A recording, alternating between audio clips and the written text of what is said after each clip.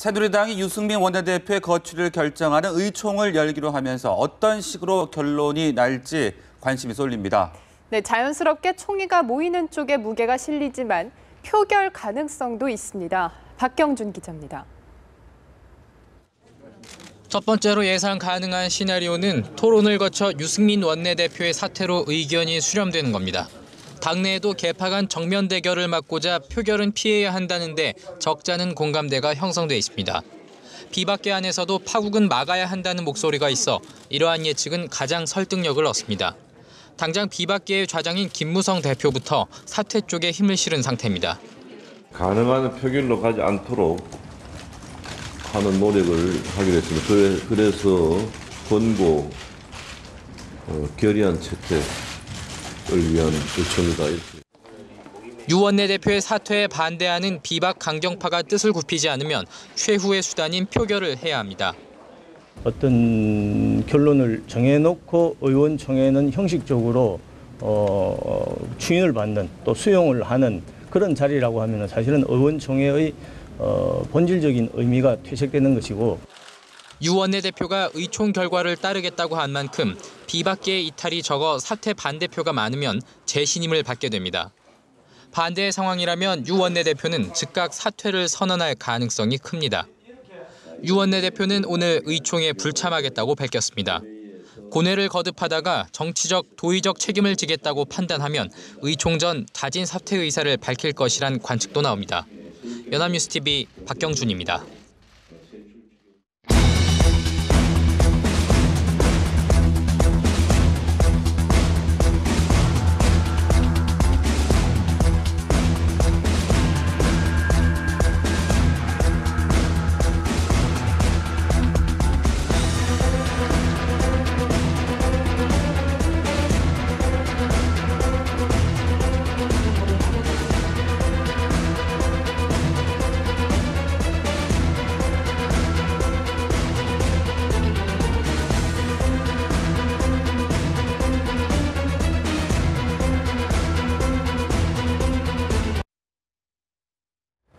네, 보신 것처럼 새누리당 유승민 원내대표는 의원총회 결과에 따르겠다는 입장을 밝혔습니다. 자신을 뽑아준 동료 의원들에게 자신의 정치적 운명을 맡기겠다는 건데요. 이준석 기자의 보도입니다.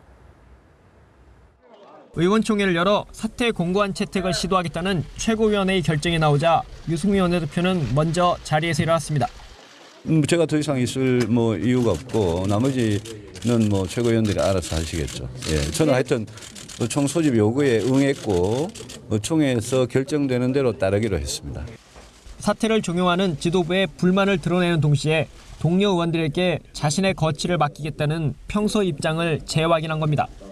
정치적 결단을 내리더라도 청와대나 친박계의 압박에 밀려나는 모양새는 연출하지 않겠다는 겁니다. 유승민 원내대표는 의원총회엔 참석하지 않겠다는 입장을 밝혔지만 자신에 대한 사퇴 요구가 결의된다면 별도의 입장을 내놓을 것으로 보입니다.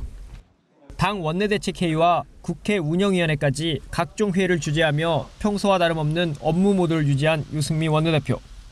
취임 5개월 만에 집권 여당 원내 지휘봉을 내려놔야 할 시간을 마주하고 있습니다. 연합뉴스TV 이준서입니다. 새누리당 의원총회가 열리면 유승민 원내대표의 거취를 둘러싼 파행 정국이 일단은 정상화될 전망인데요. 네, 파국으로 치달은 당청 관계, 당 내분도 수습 국면으로 접어들게 될지 주목됩니다. 이경희 기자입니다.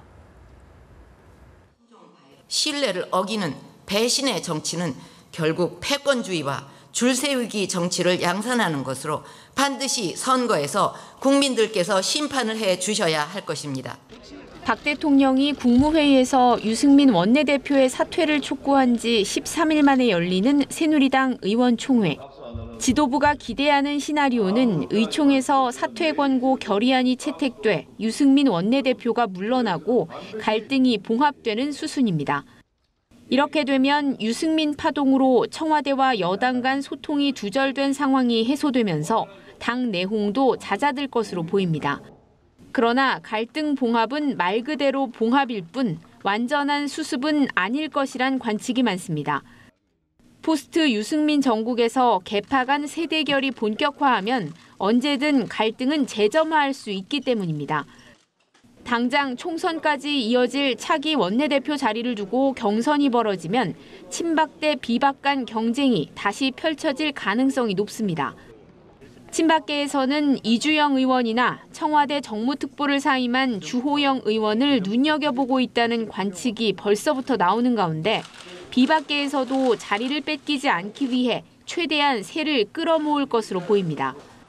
경선에서 선출된 원내대표와 정책위 의장은 당연직 최고위원이 되기 때문에 친박계가 이길 경우 지도부의 힘이 친박 쪽으로 기울게 됩니다. 반대의 경우라면 비박 중심의 지도 체제가 유지되는 것이라서 김무성 대표에게 더욱 힘이 쏠릴 전망입니다. 연합뉴스TV 이경우입니다. 그리스 구제금융협상의 청신호가 켜지고 있습니다. 최대 채권 국가인 독일 앙겔라 메르켈 총리는 브뤼셀에서 열린 유로존 정상회담을 마친 후 회견을 통해 독일 의회에 그리스에 대한 장기 지원 프로그램 협상에 대한 승인을 요청할 수 있도록 이번 주 그리스 정부로부터 충분한 개혁 제안을 받기를 원한다고 밝혔습니다. 또 9일까지 그리스 정부로부터 개혁안과 구제금융 요청을 제안받으면 12일 유럽연합의 28개국 정상들이 이 제안을 토대로 그리스에 대한 지원 방안을 논의할 방침이라고 덧붙였습니다. 그리스발 우려와 중국 증시 급락에 놀란 투자자들이 투매에 나서며 이틀간 국내 증시에서 50조 원이 증발했습니다. 한국거래소와 금융정보업체 YGFN에 따르면 그리스가 국민투표를 통해 채권단의 추가 긴축 요구안을 거부했다는 소식이 전해진 지난 6일과 7일 코스피와 코스닥 시장의 시가총액이 총 50조 7,860억 원 감소했습니다. 코스피 지수는 6일 2.4% 하락하며 3년여 만에 가장 큰 낙폭을 기록한 데 이어 7일에도 0.66% 하락했습니다. 코스닥 지수는 연속 이틀 2%대 낙폭을 기록하며 더 큰 출렁임을 보였습니다. 간밤 뉴욕 증시가 상승했습니다. 그리스 협상이 진전될 수 있다는 기대감 때문으로 분석되는데요. 네, 자세한 시황을 뉴욕에서 연합인포맥스 이종혁 특파원이 전합니다. 뉴욕 증시는 그리스의 부채 협상이 진전될 수 있다는 기대와 국제통화기금이 미국 금리 인상을 늦춰야 한다고 권고한 영향으로 올랐습니다. 다우지수와 S&P 지수는 각각 0.53%와 0.61% 상승했습니다. 뉴욕 증시는 오전 벌렸던 낙폭을 줄이고 오후 들어 반등에 성공했습니다.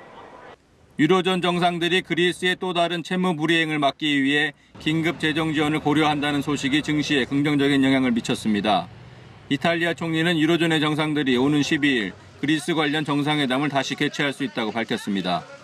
그리스 총리가 독일 총리와 프랑스 대통령, 유럽연합 집행위원장과의 만남에서 이달 말까지 임시재정 지원을 제안했습니다.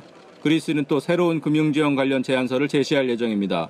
예룬 데이셀블룸 유로그룹 의장은 그리스가 8일 금융지원 관련 제안서를 제시할 것이라고 밝혔습니다. 국제통화기금은 미국 연방준비제도가 내년까지 금리 인상을 연기해야 한다는 의견을 재확인했습니다.